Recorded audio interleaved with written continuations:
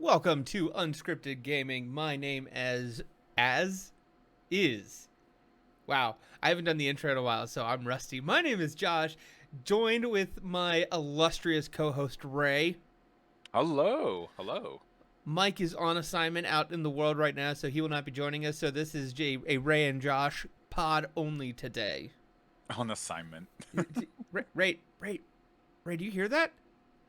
Ray, Ray, Is this? Ray, do you hear Is this that? a bit? Oh, here we go. What is it? Time for Josh's. Time for Josh's. Jeez. Time for Josh. Time for Josh. Time for Josh's. Josh's Tech Minute.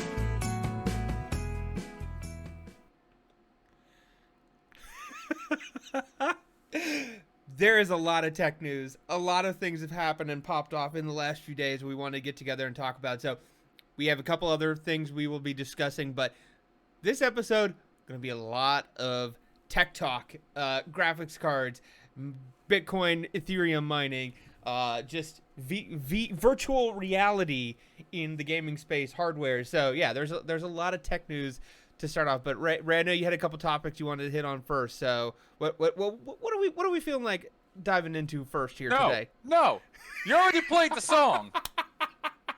Do your stupid thing. Well, we are recording today on the 20th of September, so we are recording on the day that the Ada Lovelace 40 series GPUs were finally announced.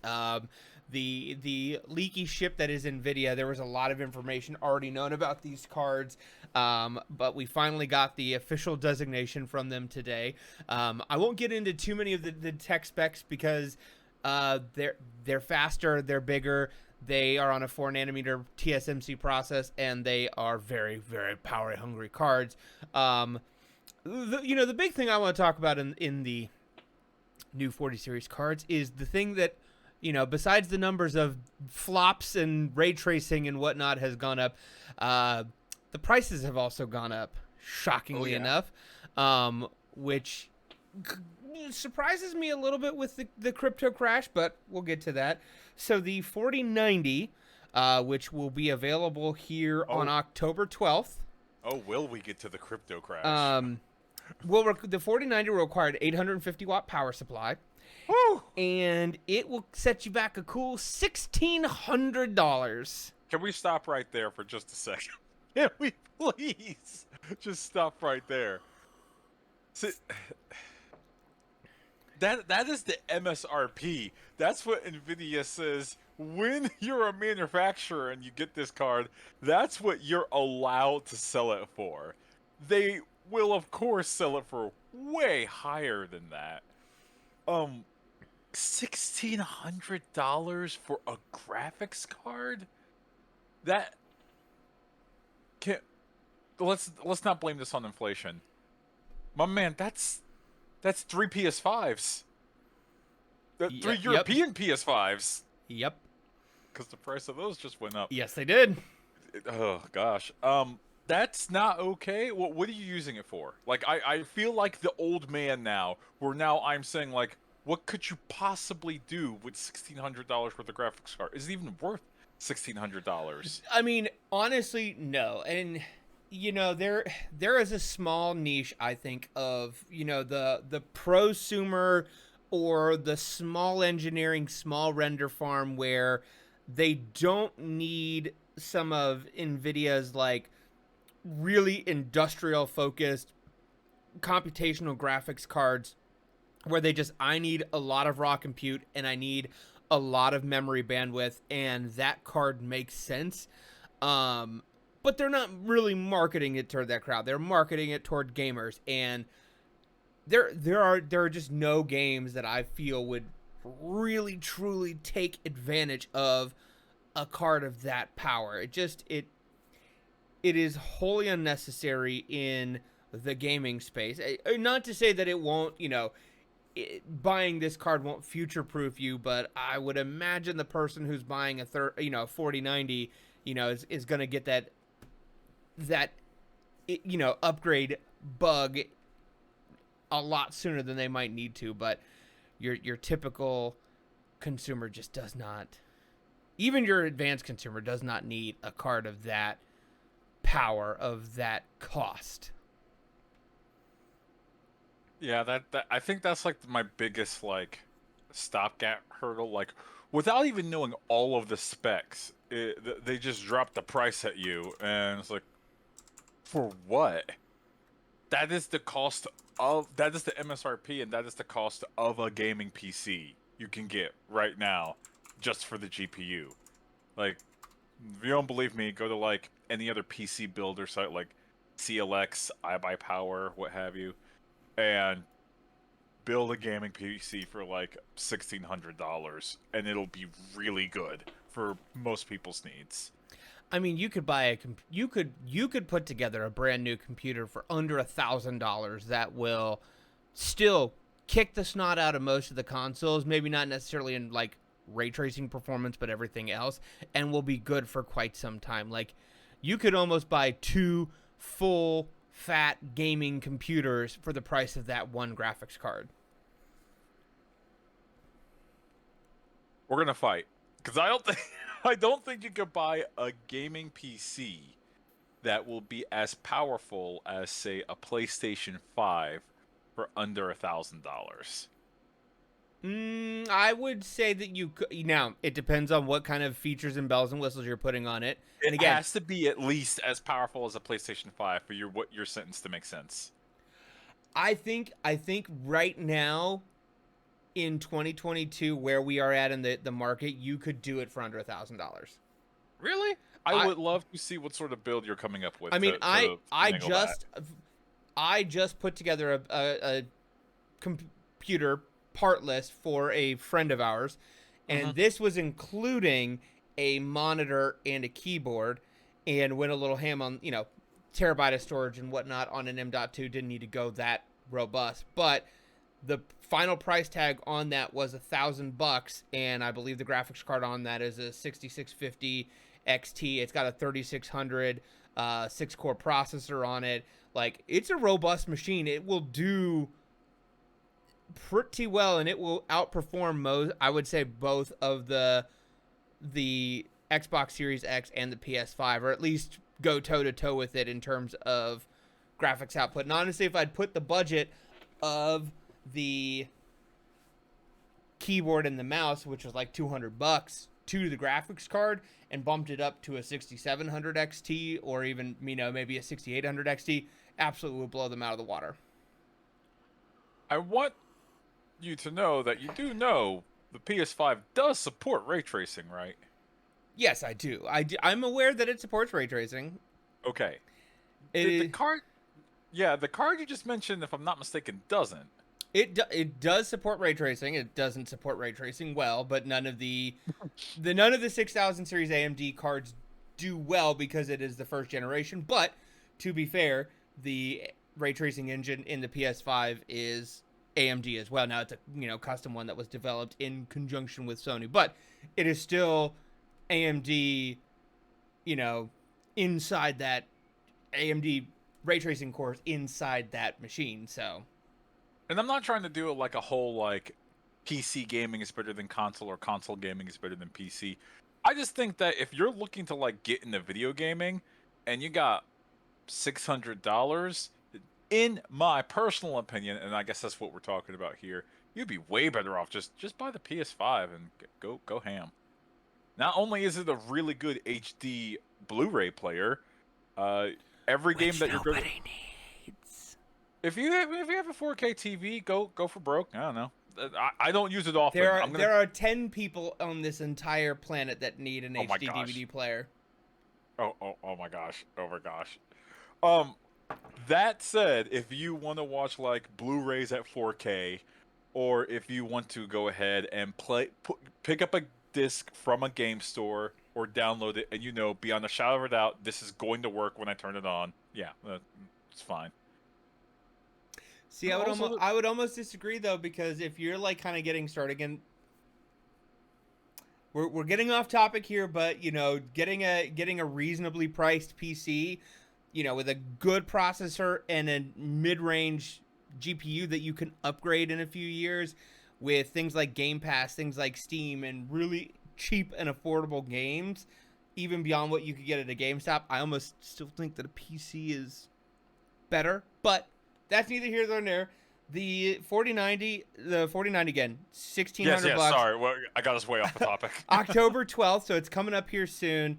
850-watt power supply. Now the 3090, when it was released, MSRP'd for $1,500. Not a huge jump year over year, still ridiculous, and I get it. You know, we're trying to get that bag, and we'll kind of get into some shady shit that Nvidia does anyway. But the 4080 will be available in November, and there will be two variants available at launch. There will be a 12 gigabyte version and a 16 gigabyte version.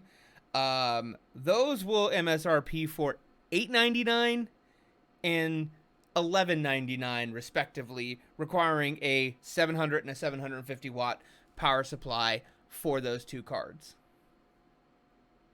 Okay. So $900, $1,200 for the 4080, depending on which memory you go with. And the MSRP of the 3080 at launch was $699. So we've gone up $200 for the baseline, and another $200 on top of that to get the other variant if you need that additional memory. I'm gonna be that person where I just bring up now, like, hey, I'm still rocking my 2080, and I'm running any game I want at 1440p if my monitor supports it, which it does, at 60 frames per second. Sell me. Why? Mr. Nvidia. I know you're not Mr. Nvidia. You're like Mr. Anti-Nvidia and Anti-Intel. That said, why would I want to buy these cards? So I think the numbers are bigger, and just they have more compute units. You know, the numbers are bigger. The numbers are bigger. The actual features, I do think that they got into some of the technical details about Ada Lovelace, the architecture, and some of the things that are brought with it. Some of the most compelling aspects of it, and I think these will also be more compelling for some of the lower range cards, but there are also features that are going to be specific to the 40 series. They're not coming down. So DLSS 3.0, which is their upscaling technology where your graphics card renders the image at a lower quality but upscales it using AI, enhancement to bring it to whatever your resolution of your monitor is to give you better frame rates and whatnot. Very great technology, keeps getting better, and that is exclusively going to be available on the 40 series cards. So, especially if you're thinking, okay, if I get a 4060 or a 4070 and I want to game in 4K, and I want to do it at ultra high resolution, well, maybe, it gives you the ability to go a little above, punch above your weight class for your graphics card, what it's capable of. They also noted that there is just the recording capability. I think it was 8K 60 FPS that the cards are able to encode in, and the encoding engine was a lot faster. And I think there's some AV1 encoding that is actually built into the silicon itself. So there are features that are built onto the chip that make it more robust, especially for content creators, for people who like to stream, who people like to record, or people who are wanting to get the absolute most out of their monitor, their card, without having to necessarily push it fully. So there are features beyond that your 2080 doesn't have necessarily. The ray tracing cores on this, I want to say they said they doubled or tripled the amount on the card so that they can just get better with it. So there are increases that for a certain consumer make sense, but for the mass, just the value proposition just doesn't necessarily seem like it's quite there. I mean, the 1080 when it released was $599. They're just slowly creeping up. Slowly, sir, we've gone off the cliff. Like it's done. It was kind of done last time when they said $1,500 for a GPU. Please and thank you very much. And you have people who know dang well they will not be taking advantage of that power, like waiting in line to buy this card. There's unless you're doing it for, like, as you said, content creation, like specifically you need that much power for whatever sort of workload thing that you got. Sure, I get it. But yeah, I completely agree with you. The vast majority of people that want this card is like you bought a sports car to get back and forth to work. Yeah. Is what you're doing. And I part of that I think is just the way that Nvidia started the branding of the 90 series in taking out the Titan from the product stack and saying, the Titan used to be that prosumer or that ultra enthusiast that's like, hey, this thing is ridiculous. You probably don't need it, but like, you got a fucking Titan. But now they've kind of made it so like the 90 card is just that next step up. Oh, if you want to be with the best, this is what this is for. Like the 3090 was never really a gaming focused graphics card, but it was marketed that way.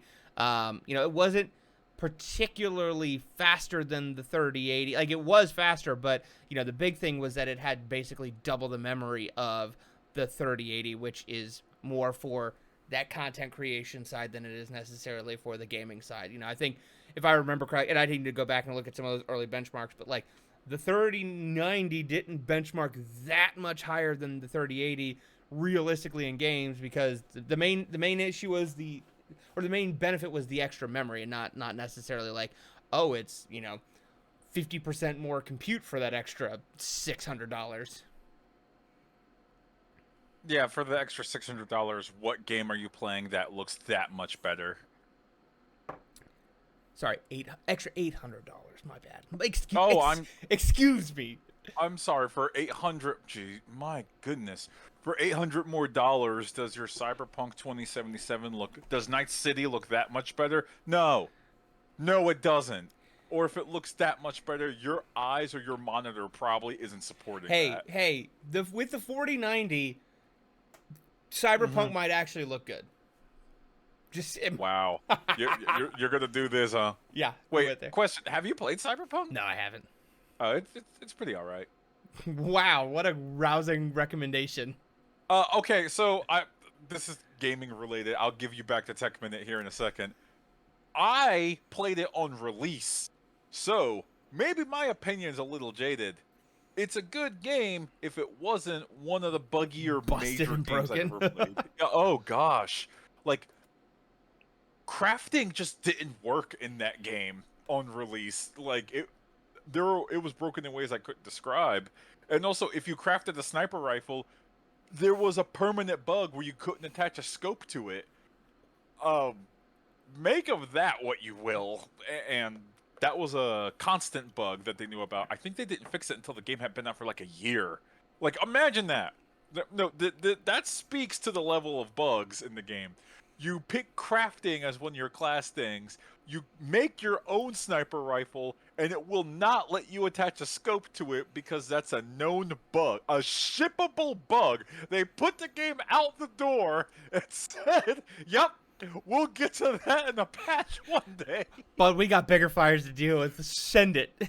To be fair, they did, because, oh boy, did that game crash a lot. Nothing takes you out of the game when it constantly crashes because the objective didn't load. But it's a good-looking game. It's a pretty game. Wow. Again, whew, I don't know if I can handle the anticipation that you've now built inside of me for that. Don't play the console versions. Just don't. No, just no. Well, seeing as I have a base level PS4, I know that is definitely not definitely not the place to go. Even CD Projekt Red themselves have said they just stopped updating that console, that specific like base level PS4, Xbox X? Xbox One. Xbox One. Yeah, they just stopped updating those versions. So like, you guys got what you got. We're done. Yeah, I need to. I feel like I remember somebody and I'll need to look this up after. I feel like I remember somebody talking about like some class action lawsuits about those versions because they were so god awful. I might be making that up, but no, there was class action lawsuits brought to CD Projekt Red by their investors for them constantly saying, yeah, the game absolutely works on all versions that we support. Works is a very broad term. Yeah, Works is doing a lot of heavy lifting when you use that word out loud. It's like legally works is functional. You put the disc into the console, you hit the power button, and it turns on. Job's a good'un. Um, if you ever want, and this is me being slightly salty, then we're going back to the tech minute. If you ever want more proof that you can pay your way through Sony and Microsoft certification process, look no further than the release version of PS4, Xbox One, Cyberpunk 2077. How, as someone that has gone through the certification process, how dare you all? The audacity. The sheer shit and temerity to let that go onto the disc.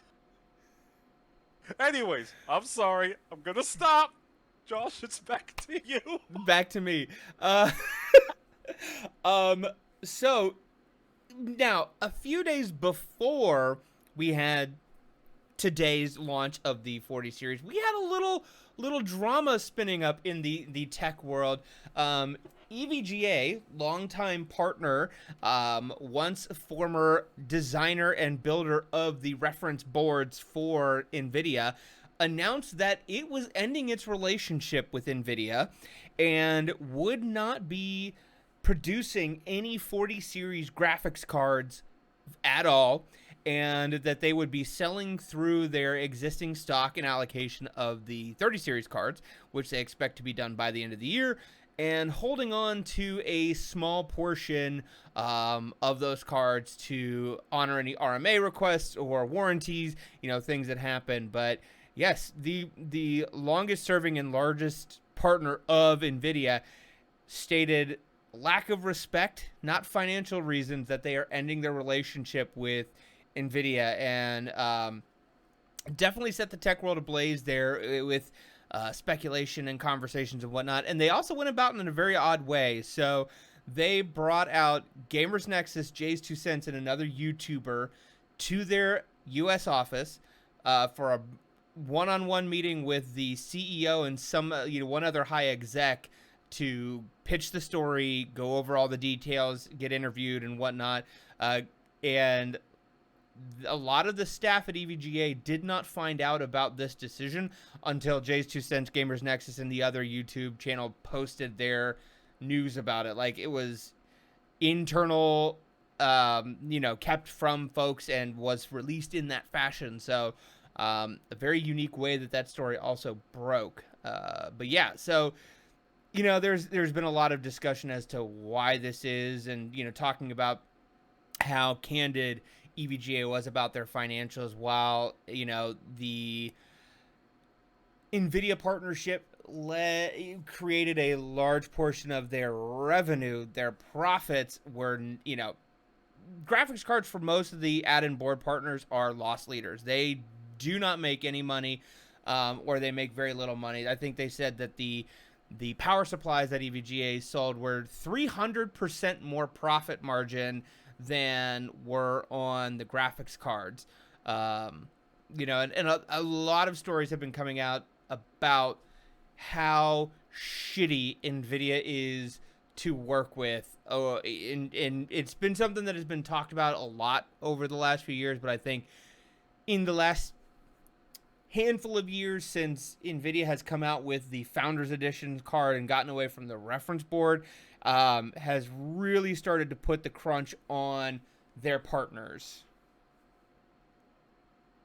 So I saw this earlier, and it was kind of hilarious because they mentioned something like saying, I think one of the heads or the director or the CEO of EVGA said something along the lines of, "We are sick and tired of sitting on the CEO's lap." And he was talking about the CEO of Nvidia. I'm like, oh, this got spicy. This got unprofessional spicy. Yeah. All right. Well, and I mean, they cited, and other folks have talked about this, like, Nvidia, while somehow incredibly leaky, would not tell their board partners anything about the pricing or the extreme allocations in advance. Like sometimes the board partners are finding out what the MSRP of the Founders Edition card is, as well as the price of the actual silicon that they're putting on their boards until the launch event. Like today at noon o'clock, when Jensen Huang was out there saying, "Hey, the 4090 is going to be $1,600." Most of the AIB partners were also learning that it would be $1,600, and they were also learning that, hey, the silicon, whatever that chip is going to cost X number of dollars. Like they're not learning until we learn what the price is and what the allocation is going to be and all that information. They will also hold drivers and things like that. Like I think EVGA had a big issue at the launch of the 4090 where there was a driver bug with some game where it was causing a voltage leak and a memory leak where it would actually blow some caps on the graphics card, and they weren't able to test that driver out sufficiently enough with their board before they had to send it, and that caused a lot of RMA issues and folks saying like, oh, these 39 is a bug. No, it's just a graphics driver issue that is causing this. And it sounds like Nvidia is god awful to work with. I mean, they're the top of the mountain, so it's either them or AMD or no one else. Yep. Like that's it. Yep. And they did. I was listening to a couple other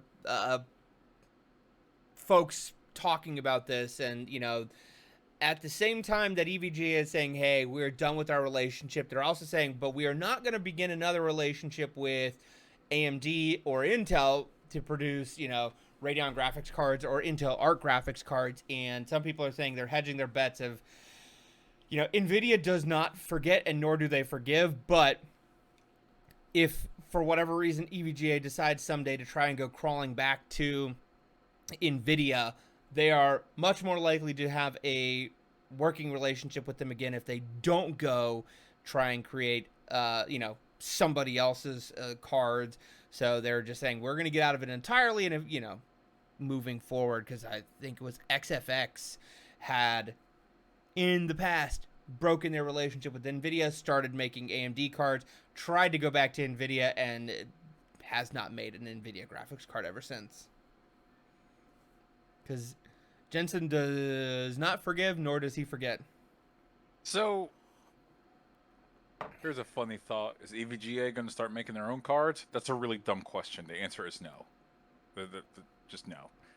I mean, yeah, EVGA is big, but they are not a fab, they're not a foundry, they are not creating graphics architecture. I mean, look at how much struggle Intel has had making a graphics card, and they are one of the largest silicon producers in the world.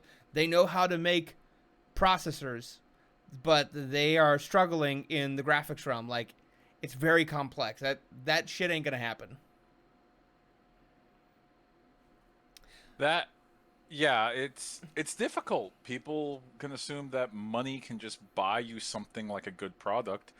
The reality is, no, it takes a lot of effort, skill, talent, and when you take something as creative as making sand, shooting electricity through sand and making it think, that's actually really difficult to do. Yeah, it's not easy.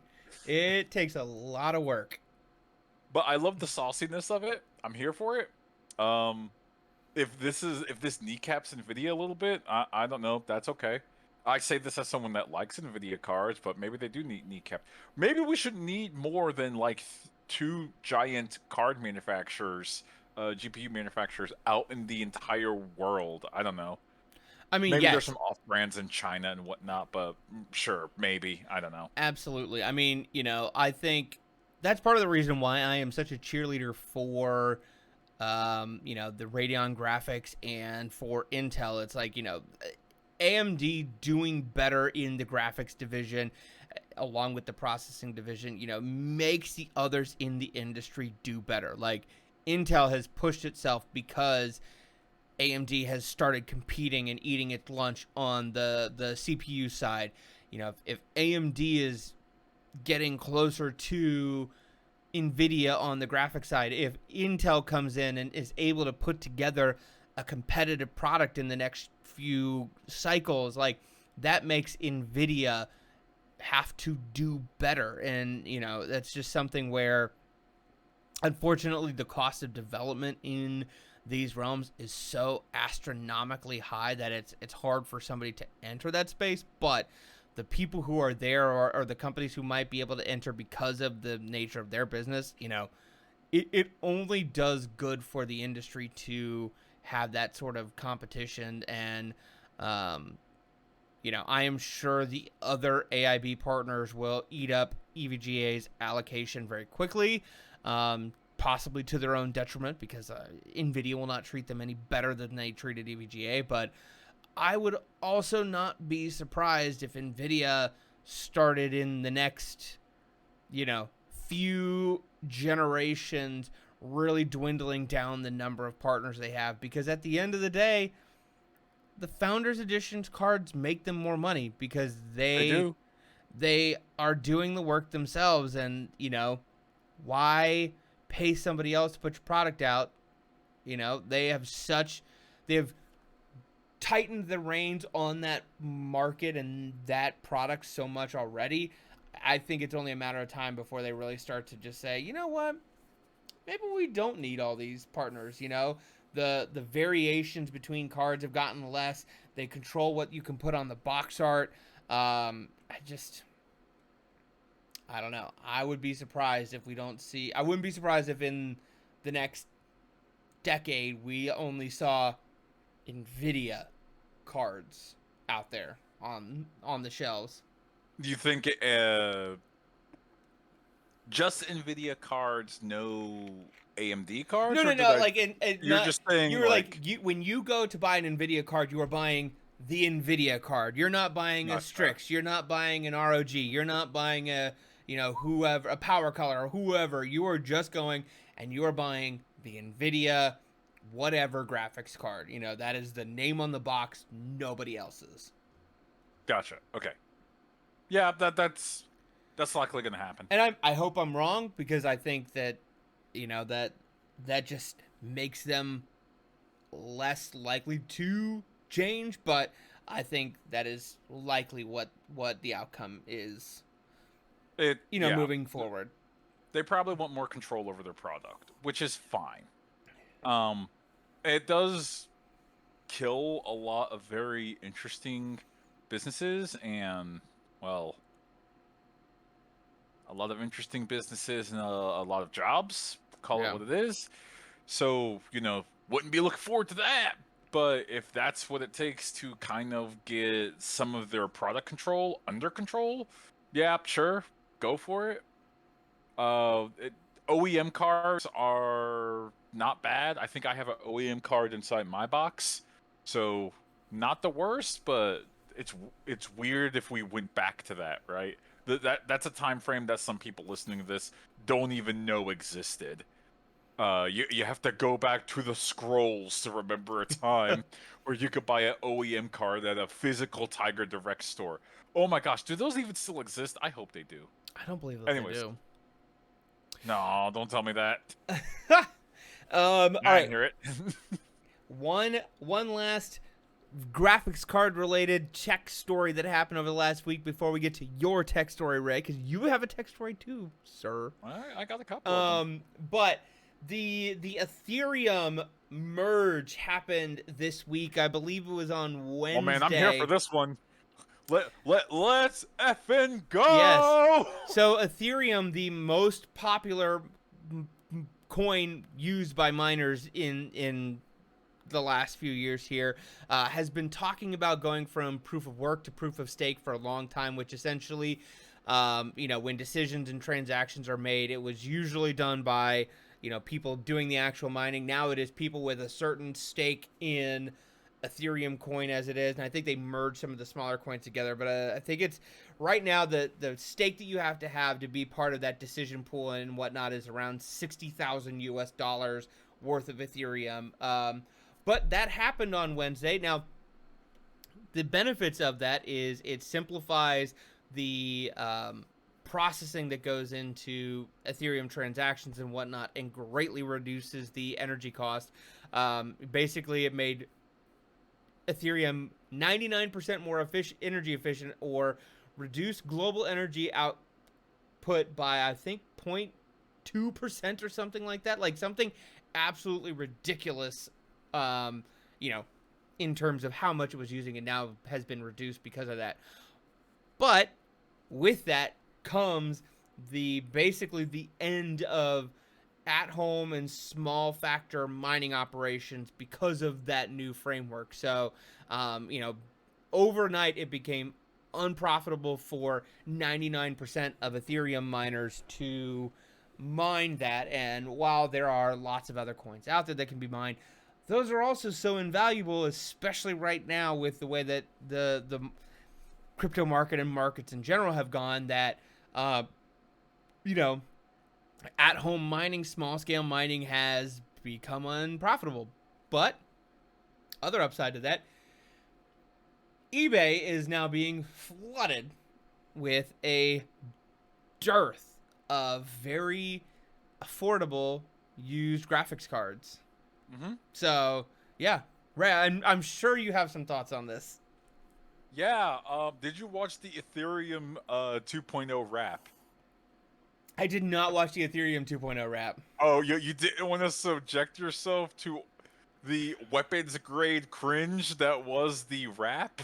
No, I had to watch a white lady from Wisconsin rap about her Senate campaign. So I did watch that. I I sent was that to you. Yeah. I had my fill of bad white people rapping, so I couldn't bring myself to watch it. It's bad. It's like the creator of Ethereum gets up there and he's dropping bars. And by dropping bars, I mean he's talking to a microphone with a little bit of a pitched tone. It's about as bad as you think, except he has backup dancers and everyone is, not trained in the art of dancing. And so, because they're crypto bros, go ham and judge them as much as you want. It's okay. It's fine. Let's talk about how much crypto has Okay, they didn't do this out of the kindness out of their hearts. I want to be clear. Crypto's not in a good place right now. It is, I think, at its peak last year. Yeah, November of 2021. Bitcoin, the number one. If you're gonna get into like high-end crypto, everyone wants a piece of that Bitcoin action. Was trading for $67,000. Josh, what is it right now? Do you know? Earlier today it was around 19. I don't know where it is right now at time of recording. Okay, I want to check at time of recording. Just open up ye old Robin Hood app. 18. 18, bruh. $18,929. Now, ladies and gentlemen, if you have a piece of currency that somehow loses, what is that? Is that like it? In this case, it was like well over $40,000 in value over the course of 8 months. Many people would say, that doesn't seem stable. A lot of things happened over the past year for crypto, including for Ethereum. People have been bringing up, rightfully so, the energy drain that crypto has had into the world. Crypto was at a certain point. I think, what coin was it? Was it Doge or was it Ethereum? One of them was using more energy per day than like Amsterdam used in a month. Like the entire country of Amsterdam. I think that was a mix of Bitcoin and Ethereum, but I mean that's part of the reason why the Ethereum merge happened and the proof of work to proof of stake switch happened, because it is so much less energy intensive to go to proof of stake. Like when you're potentially even if it's 0.02 of the entire energy output of the world, like the fact that a financial transaction platform was taking that much energy across the entire globe is irresponsible, and it's ridiculous. Yeah, it's a bit especially when we're having like for not to get too negative or too sad, but you know it is what it is. We're going through kind of a climate crisis right now. And so uh using up a ton of electricity in hopes of getting a little bit more money is not a good look. Yeah. And going on to say the birdapp.com, twitter.com, and saying you are a crypto bro is a great way to just get bullied until you delete your account because everyone's kind of sick of it, especially if you say I'm a crypto bro and I'm into NFTs. Delete your shit, fam. You've opened the floodgates for everyone just dunking on you. What happened to the NFT market? It crashed. That's the answer Yep. to that Yep. immediately. It's beyond crashed. It's now a joke that anyone still uses it anymore. Everyone that had their profile pic changed to like an NFT thing, those have gone down. Ethereum itself went down. I think it went down, what was it, 400 points when they announced the change, Josh? Something like Something that. in that realm, yeah. Yeah, it was trading for like a 1700, was it? And then it went down to like 1300 when they said we're changing it. Then they did the wrap and everyone started pulling out. They're like, "All right, we're done." Proud also because people Yeah. can't mine it that well. The the Also, the countries are making it illegal to mine. Real quick, Yep. Russia, for all of their faults, which are mountainous, um, they banned they banned what was it, mining crypto in Russia, and China went draconian with it. China found crypto farms, and they just started like literally taking steamrollers all over graphics cards and PC units, so that people can't use those specific graphics cards for mining ever again. And so when you have two major nations saying you can't mine here, and obviously it's Russia and China, two large, I'm going to use air quotes here, superpowers. Excuse me, as an American, I can't. I believe there's only one superpower swinging the Now, big one around here. in in in defense, very loose defense of crypto. Obviously, Russia has some concerns with conserving energy right now, given their assholery in the world. Mountainous, sir. Yes, Mountainous. and in China, like, you have two things to play. One, you have a lot of people who are getting very wealthy without very much input from the Chinese Communist Party, but also a lot of those crypto farms were built in areas where energy was dirt cheap, near hydroelectric dams, near places where the energy output was high and the cost was low. But there has been a historic drought in China in the last year, and the Yep. output of those dams and some of those production facilities has gone down precipitously. So, if you need to save energy and you have an iron grip on your populace, the first thing you go to is the people who are making money without your consent or influence and say, you know what? Y'all can't do this anymore. So, it's not You are necessary. It's not you are the pure correct. altruism of like, oh hey, you guys are just using too much energy and it's hurting the world. Like, no, there are some ulterior motives there, but I also see what you're saying as well. No, you are correct, and you are correct to point out that the people that are in conclaves that they're the resistance against the People's Party in China, the Communist Party, the communists. I'm going to use air quotes there. They're authoritarian. Call it what it is. Those people, the way they trade money for funds, they use Bitcoin and they use crypto. So that is something worth pointing out because the yuan is much easier to trace and find Yeah, those people. Yeah, okay, that's reasonable. yeah. They're. I see the allure and the benefit of a decentralized currency that is not, necessarily controlled by one government or one individual or one regime. Like, don't get me wrong, I see that. I understand that, but in practice it just doesn't quite work that way. And No.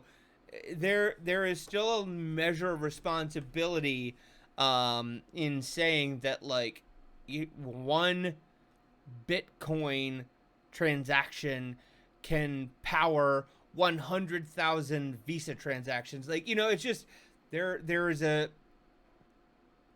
certain point where you say, hey, we need to figure out a way as a community to do the objectives we want to accomplish while also being good stewards of the planet. And semi-related, I don't know if you saw this, but the Biden administration here in the United States has also started to launch some investigations and information I into saw that. talking about responsible crypto usage and also developing, a US dollar backed coin that can be used for online digital transactions and things like that. So everybody's getting into it, and I do think that unfortunately the power and engineering ability of nation states will also allow for hopefully more responsible coins, but also they will probably be more traceable than a Bitcoin transaction, which is still kind of traceable, but that's neither here nor there. Yeah, when the government makes a completely centralized coin, it's like, what are you doing? I'm just gonna use the dollar. We have money. Money is good. It's like that one YouTuber. Here is stick. Stick is good. Why did you cut up stick and put a chain in there and make nunchucks? That is bad stick. Why I have money. Money is good. Why did you use a ton of energy to just say I have digital money? What happens if someone takes it? Well, currently, I don't know what's gonna happen with any like U.S. backed one, but currently, if you let's say Josh's wallet gets stolen, his crypto wallet. That's it. It's gone. Yep. That's the end of it. If someone robs your bank, you are insured for, if it's a bank, $250,000, or if it's a credit union, $400,000. So don't keep that much in the bank, or if you do have to keep more, start talking about insurance and whatnot, so on and so forth. There are options. We have cryptocurrency is just speedrunning why we have federal regulations for money as fast as possible. And a lot of people, unfortunately, for the past 2 years, have been finding out the hard way why those exist. And don't get me wrong, some of it is the Schadenfreude I love breathing in. Some of Yes, it's you good. do. Especially when it's NFT related, then it's like, oh, I can't wait until they rug pull this person. Yeah. And then they always do.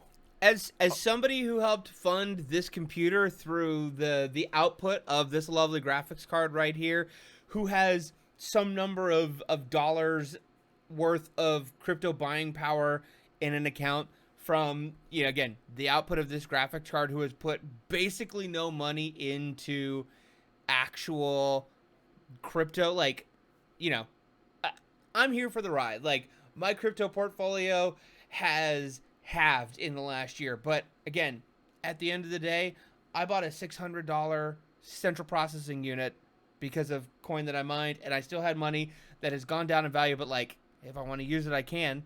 If I don't, I can maybe watch it keep going down, or something happens and something changes and it goes back up again, and I have more money and I go, ham and buy it. Like, I get benefit from it, but I'm not like out anything that my portfolio has lost a tremendous amount of value in the last few months. Like, I am very casual in this field, and again, see the benefits, see the problems, and I'm just along for the ride right now. I think along for the ride is probably the most responsible way to take it, but there have been people, unfortunately, Yes. that have like, oh yeah, our entire children's, you have like 4, 5, 3 children, our children's college savings fund. What if I just dump that into crypto? And it's like, all right, so Yeah. we're gonna go to our relationship and watch what Yep. happens there, or something like that. Yep. The only money that I have invested in crypto was through Robinhood into Doge in the early wonky days. I made a considerable amount of money and I pulled it all out. Everything else that has been like through my wallet and whatnot has been all mined transactions and things like that. So, you know, yeah, and I kept a close eye on the energy costs. Like, I I buy my energy from a third party reseller who uses like wind energy and some stuff that's in the area. Like, they go around my traditional local power company. So, keeping the keep an eye on, hey, what is my daily profit versus what my energy cost is, keeping that in line and saying, hey, if it gets wonky, the miner has fallen silent. What if, hear me out, and some crypto people were trying to do this. They were like saying, all right, we bought one wind turbine, and we're gonna power all of these miners with this big bad boy, and they like pat it. And it's like, I get what you're doing, but why did you spend that much money to just buy a wind turbine to make more money? Shouldn't you imagine if that wind turbine was used to power something, fruitful, not your wallet? That's where the end goal of all that comes down to. It's all about making money. You're not contributing anything else. I'm not saying you specifically. I'm saying the idea of it all. But see, Ray, if I make money and then I go and spend that money in my local community where I wouldn't have had before, then I am being a more productive citizen in society. You gotta. And also that money can, like, nothing says that money is going to be perpetual or stable. We're watching, this is my last point. We're watching the flash in the pan start to dry up. I really do feel.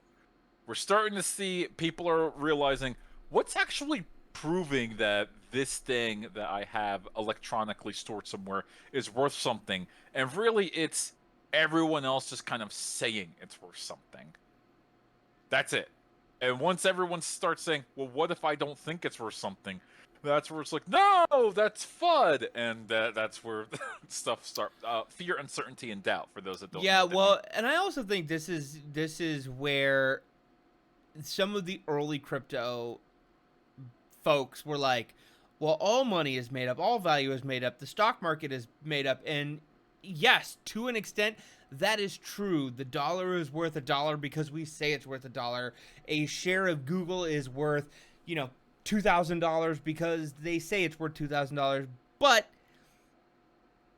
the US dollar also has this little thing called the United States Armed Forces backing the fact that it is, a note of legal tender used for debts public and private. Like, they're why is that dollar worth $1, bitch? Because I said it's worth $1. Because the F-22 Raptor said it's worth $1. Like,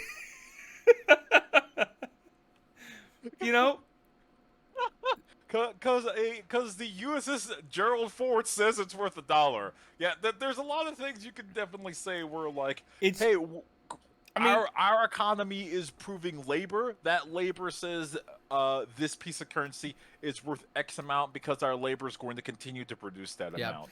As you were mentioning, go ahead. No, there's a reason why more stable regimes and governments have more stable currencies. There's a reason why when there is turmoil or political upset or changing of X, Y, and Z in nations, that the currency there, the value of that currency fluctuates. Like, yes, money, the whole concept of money, it's all made up, but the established currencies also have the backing of large organizations that stake other things in those values that Bitcoin and Ethereum and all the other cryptocurrencies just don't have.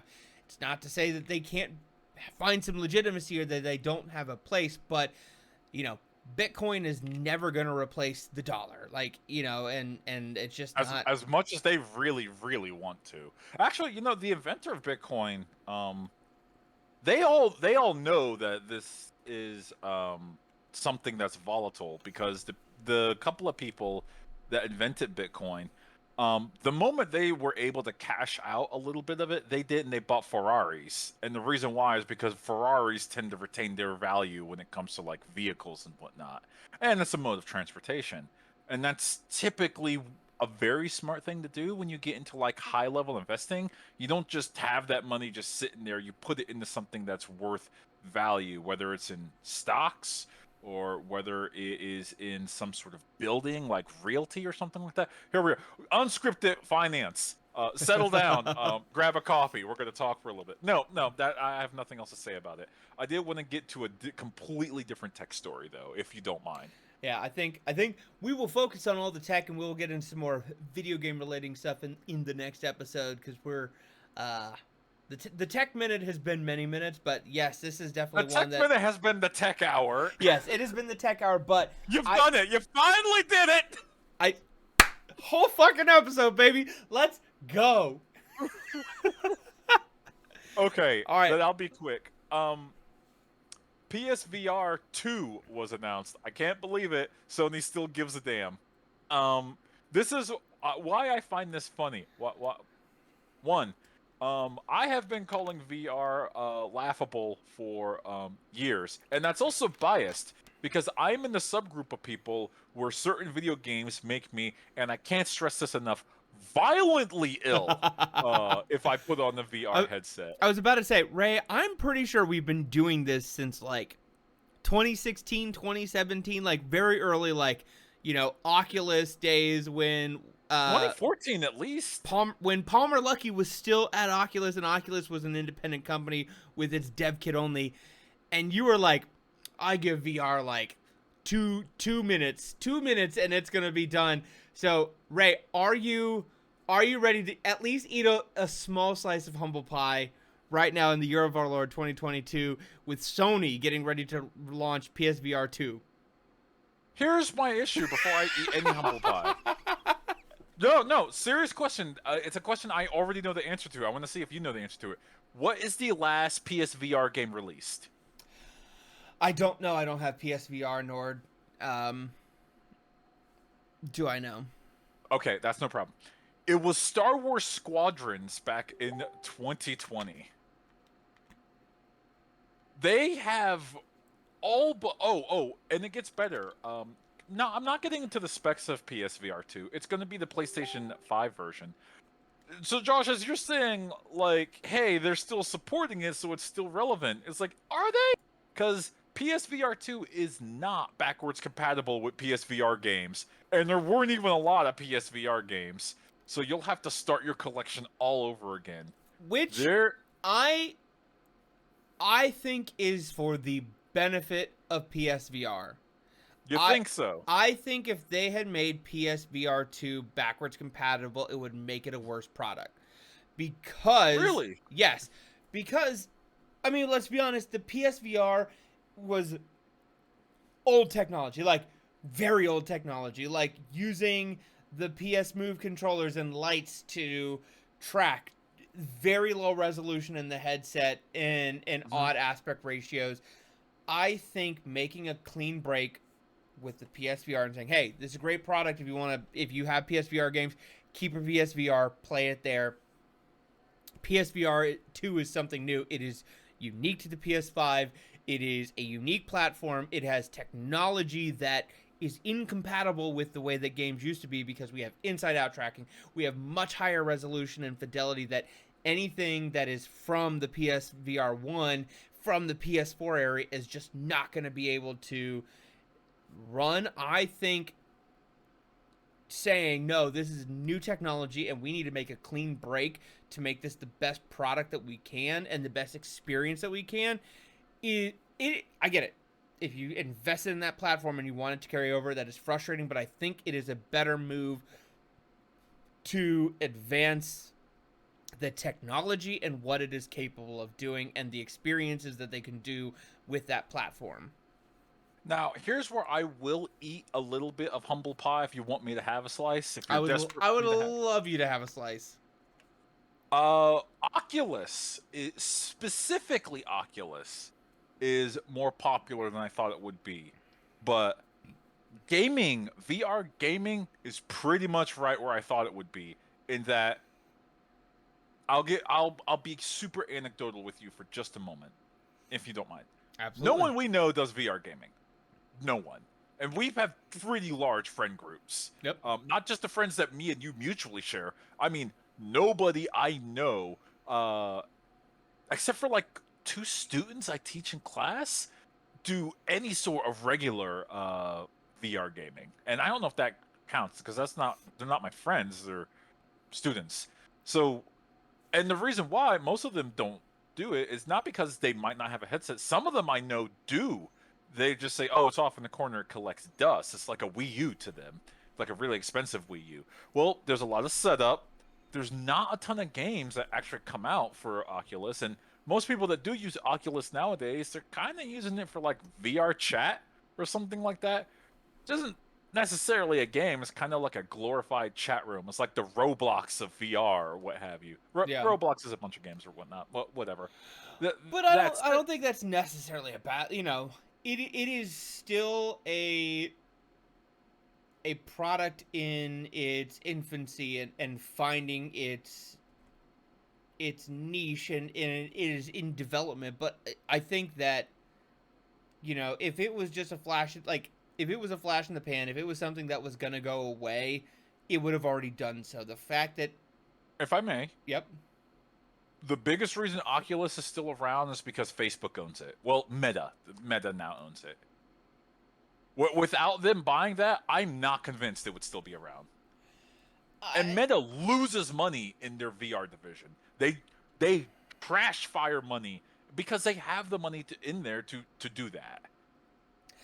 But Meta is still a public company, and if there was not a compelling belief that they could turn that into a viable product category in X number of years with certain number of return, then the board, Mark Zuckerberg, and the investors would punt that ship so hard you wouldn't even know what, like, they would not give a shit about any unfulfilled product warranty. They would get rid of it. They would axe it. They would say, no, it's done.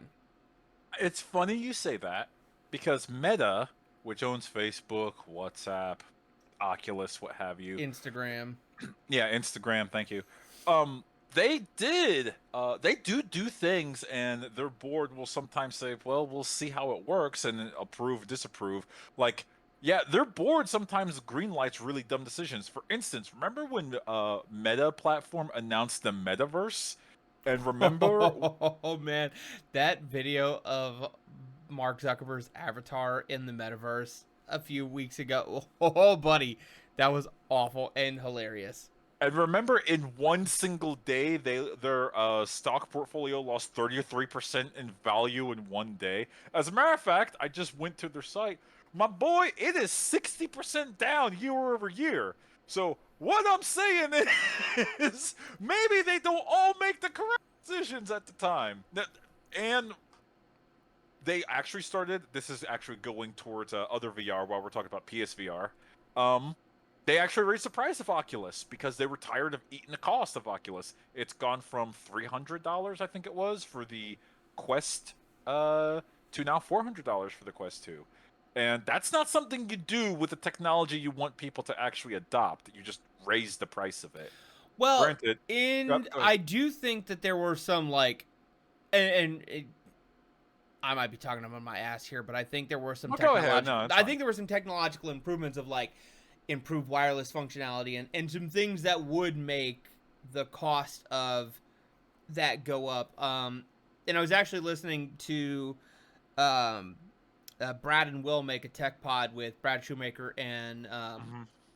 Will Smith, talking about the cost of VR headsets, and some people talking about the PSVR 2 not being wireless, and the fact that the difference between the PSVR 2 being wireless and wired would be like it launching at $400 like it was going to, or at $800. Like, there is a significant cost increase to making products like that Yeah. wireless and more mobile, because you're adding antennas, you're adding batteries, you're adding a lot of connectivity, and shoring up the development to say, okay, there may be breaks in the radio communication that we have to account for, that you don't necessarily have to do when you have a wired connection. So it is a significant increase, and I do believe the Quest 2, there were some of those kinds of things that would slightly justify a increased price. A little tease for our next episode when we kind of talk more about gaming. I recently experienced like a full body sort of VR gaming experience at Sandbox VR, and I have some thoughts on it. So, Oh uh, yeah. if you'd like to hear my thoughts on it, do you know where you can hear them? No, no, wait. There's Oh, one oh, more oh, important oh, game story oh, before we cut out. oh. One big one. We can't exit tonight without talking about Grand Theft Auto 6. I'm sorry, we just have to. Oh, yes, yes, absolutely. So yeah, the source code and 90 different videos of Grand Theft Auto 6 were just leaked out into the world. They're just out there now. We aren't going to post any of those videos. One, I believe out of professional courtesy, and two, more importantly, Rockstar will just bust this channel down, and that's already happened once. Thank you, Nintendo. Well, bastards. But seriously, someone found the Slack channel for Rockstar, got as much development videos and files as they could, and they just leaked gigabytes worth of data out there. And the gaming populace has game developers are like, oh wow, that really, really, really beyond the pale sucks. Because that could delay a game. That could start raising trust issues. That raises security concerns in your office. Like, how secure is the channels that we use to talk? Because this hacker just got in here and they took our everything. And there are marketing reasons why you don't want that stuff leaked. And this is why. Video gamers in general, some of the less astute ones are saying, well, this stuff doesn't look done. How come this game looks like trash? And it's because it's in development. That's what a game looks like in development. Congratulations! Now you've seen how the sausage is made. It's not pretty. But eventually they turn that very ugly ball of dough into a pizza. It just takes years to do it.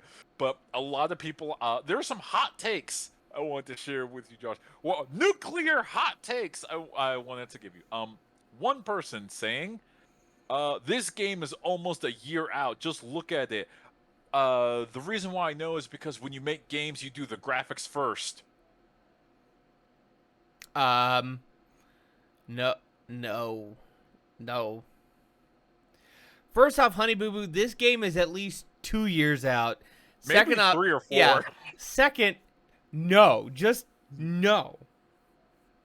Some people are calling this game woke because one of the two main characters is a Latina.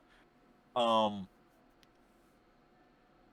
Remember when you could just have a female in a video game and people didn't call you an SJW for it? Like, So are we just gonna call Grand Theft Auto San Andreas woke because it has a black man antagonist, like protagonist? honestly, Like, at this point, they would have done that. The Jesus Christ. same group of people would have called San Andreas woke because it had a black person in it. I'm convinced of that. There are other people saying that they're concerned or confused how the game could look like this when it only has a year left to go, and no one has told them Grand Theft Auto 6 is coming out as a year. They're just assuming that based on some of the footage. Some people are saying, well, this game looks worse than like the last Grand Theft Auto that came out. The texture packs aren't there. The lighting isn't done. The character models clearly aren't done. Some people are saying this is clearly done. It's mocapped. That's not mocap. That's just a basic character anim set. Oh, you don't know what that is? Good. That just means you don't know how to make a game, which is fine because I'm about to lose my mind, sir. It's been a hectic couple of days on the gaming Twitter sphere, looking at people just losing their minds. And to quote someone I follow, the Act Man on Twitter, who has some good takes and sometimes they're just really dog shit takes.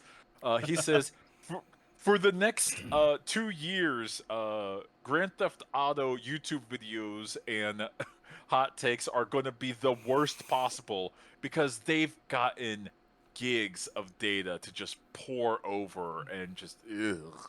Ugh. I feel sorry for everyone at Rockstar that this happened to. I do. Yep. Um, as of the time of this recording, supposedly, uh, the Take-Two Interactive has sent their lawyer team, their legal team out. The FBI is involved. They're Well, because I investigating. I do believe Yeah, the go ahead. person that perpetrated this hack is also responsible for like an Uber hack that Yeah, happened just like a week ago. Like, it's a pretty sophisticated yet not sophisticated because they're using a lot of social engineering, which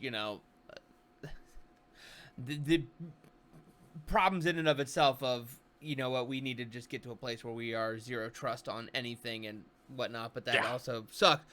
But yeah, it's pretty robust in terms of the response of people getting involved in this, because the outfit that conducted the hack is pretty aggressive. yeah.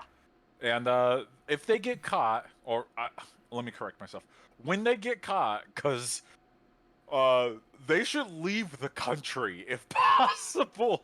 Yep. I wouldn't want to tango with multi-billion-dollar companies that sent the federal officers after me. Yep. Head to Canada or Mexico, whatever. Try not to get Yeah. extradited. Try not to get bodied. When they get caught, they're going to get sued because they stole IP. That is IP theft.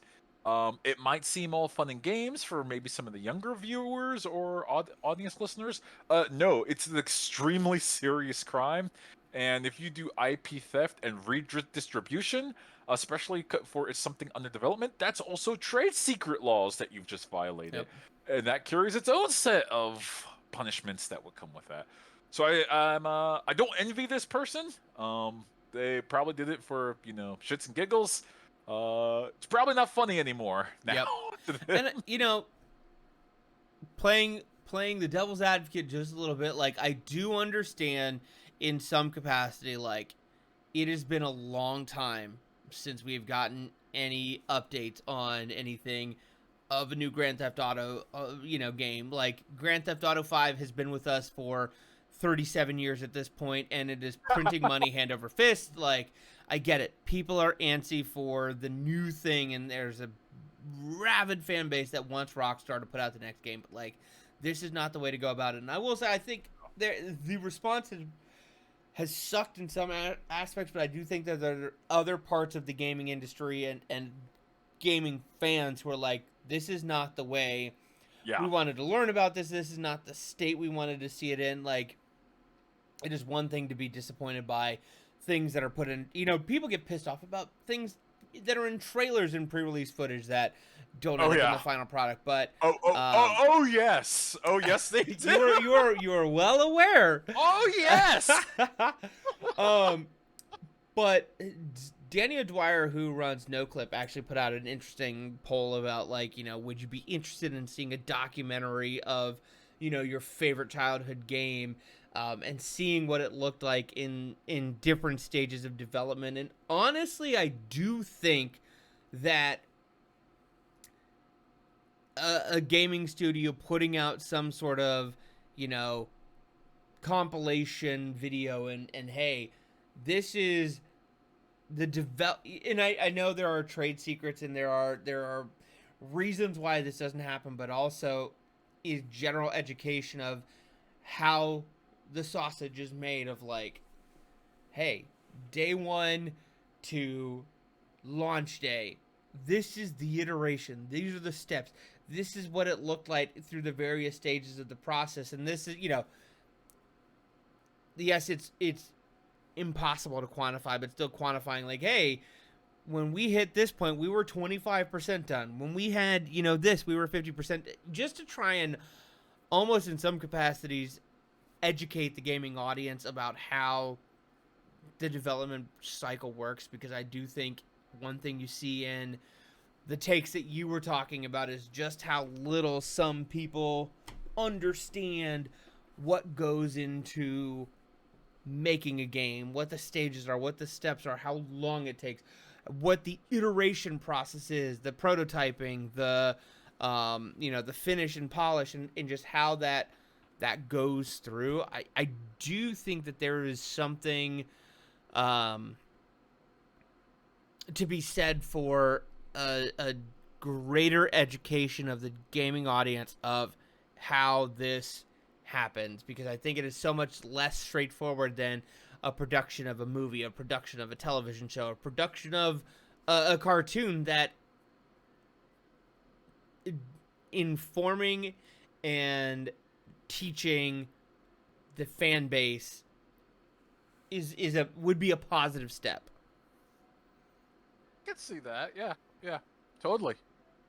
It takes away a little bit of the magic of game development, but I think the more people have an understanding of how that works, and also each game is made very differently. Yeah. Like we both play Undertale. That had the guy used Game Maker. Who uses Game Maker for anything? Honestly, the engine that he used. Yep. But yeah, I think that would be fun and educational, and I think we do need to move on in the gaming industry and start showing the audience, like, once the game is made, here's a little documentary video showing how it was kind of made along the way. Enjoy that. It's like an hour long or something like that. Yeah, I mean, as much film, especially film, like film uses that so well as part of their pre-marketing, and they're even post-launch, like, continue to build the hype strategy of like, hey, this is what the actors went through, this is the production cycle, this is our animators, animating the scenes and how we envision them and storyboarded it. Like, it almost surprises me that gaming doesn't do something similar to that in the build-up of a launch and those initial post launches, to try and keep those properties in the media attention and in people's YouTube suggestions as they watch videos of it. Like, I mean, for God's, like, I use Top Gun Maverick as an example. Like, leading up to Top Gun and in the months after, there were just constant videos about like the training, the CGI, the lack of CGI, what they went through, how they did Val Kilmer's voice and whatnot, how they, towed the line of playing to nostalgia, but also bringing this into the modern world. Like, there was so much content around that continued to build the hype for something that was already well hyped because it was just a good film. But like, that content, both produced directly by the studio and the publisher, and stuff that was created by media outlets after the fact, I just feel like that is something that could, again, benefit gaming, keep things in the mind's eye, but also give people a better understanding of like what actually goes into the development of these titles, these $60 experiences that we, pour our hearts and souls into as gamers, but also as the people who make them. No, you're right. I would love to see that because I love watching that sort of footage and stuff. And I love reading about it. And typically that stuff is only really accessible at like GDC, the Game Developers Conference, and it's not even like a full thing. It's just a good like post-mortem type of thing. So yeah, I more of that. Yep, absolutely. I can agree with that. Yeah. All right, Josh. Why don't you go ahead and close us out then? Yeah, well, thank you for listening to Josh's Tech Hour. It was the Tech Hour. Yeah. There's been a lot happening. We will get back to some more gaming news, and like I said, I will give you the rundown of my like in-person full-body VR experience here soon. And if you want to catch that out, you can get us at unscriptedgaming.com. That's where you can find links to all of our video on demand and our audio podcasts, as well as all other shows like Postscripted and Creed Got Robbed. You can get us on Facebook at Unscripted Game Podcast. You can follow us on Twitter at unscript_gaming. All video and audio versions of our podcast are on YouTube, SoundCloud, Stitcher, Pocket Cast, Apple Podcasts, Google Play, everywhere you are. Thank you for listening to Unscripted Gaming. My name is Josh. Oh, well, my name is Ray. Peace.